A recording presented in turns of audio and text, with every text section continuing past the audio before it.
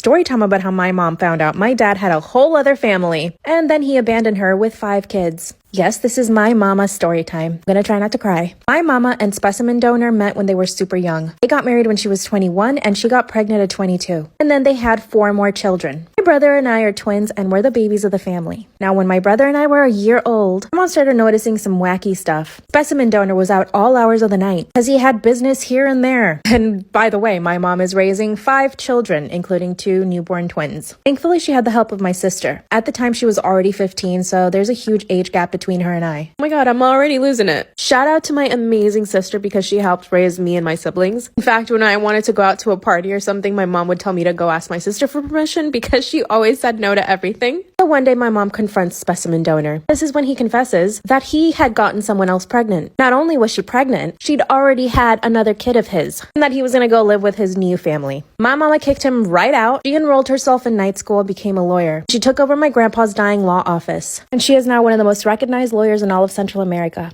And to all the mamas out there working hard, you are seen and you are loved. Bye. Give me the tea. What's the drama? Stick around for this one, guys, because this one's good.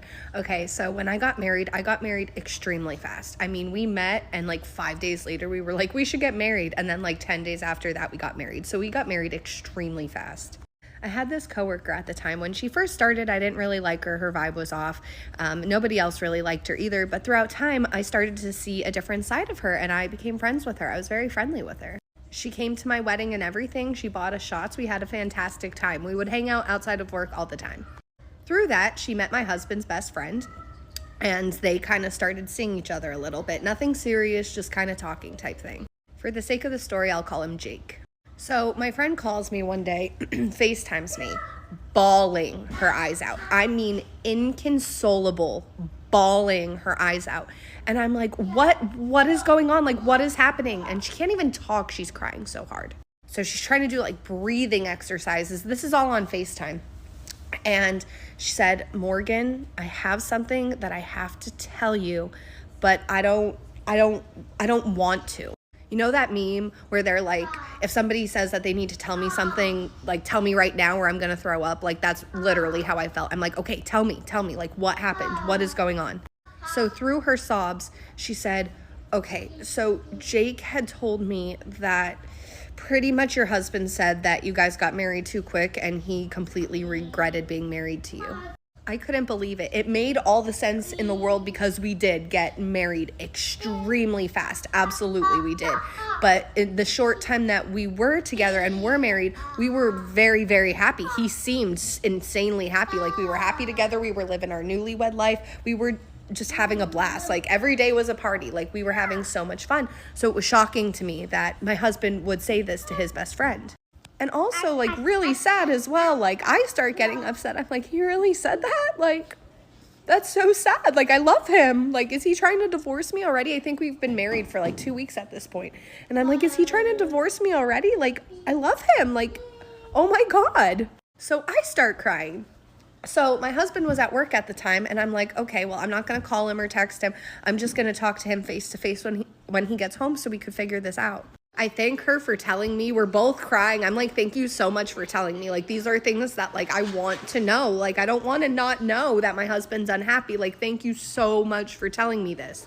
So my husband gets home that day and I'm visibly upset. And he's like, what's wrong? What's going on?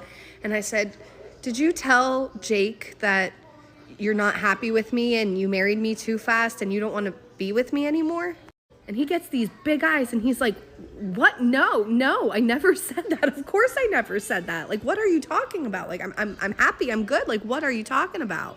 And I was like, well, my friend, like I said her name, told me that Jake said that. Like, did you tell Jake that? And he said, no, absolutely not. He pulls out his phone. He puts Jake on speaker and he says, Jake, did I ever tell you X, Y, and Z? And Jake's like, no, where the hell did that come from?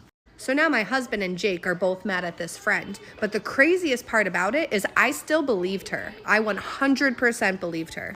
So my husband and Jake, they're both mad at her. They're kind of texting her like, why would you lie about that? But in my mind, I'm like, I saw how upset she was. I saw it. Like, that was not fake. Like, this absolutely happened. And she has no reason to lie to me. And you two, like my husband and Jake, you have every reason to lie to me, right? Like, keep the peace, or maybe you changed your mind and you don't feel that way anymore. Like, my friend has no reason to lie to me. You have every single reason in the world to lie to me. So I texted her and I was like, hey, I'm going to let everything die down. But like, I believe you. Like, I get it. Like, I 100% believe you. Until one of our other coworkers, I did forget to mention in the beginning of this video, at this time I was no longer working there. I had opened up my own business. So one of my old coworkers who still worked with her calls me one day and she is like, what is going on with you and friend? And I'm like, nothing, you know, my husband's mad at her, but like, nothing, why? So my coworker says to me, well, she came into work very upset because apparently she was at your house and she had confronted your husband about saying those things, and you shoved her, kicked her out, and said, you're just jealous that I'm married and you're not, and you'll never find love, and you're just jealous of me.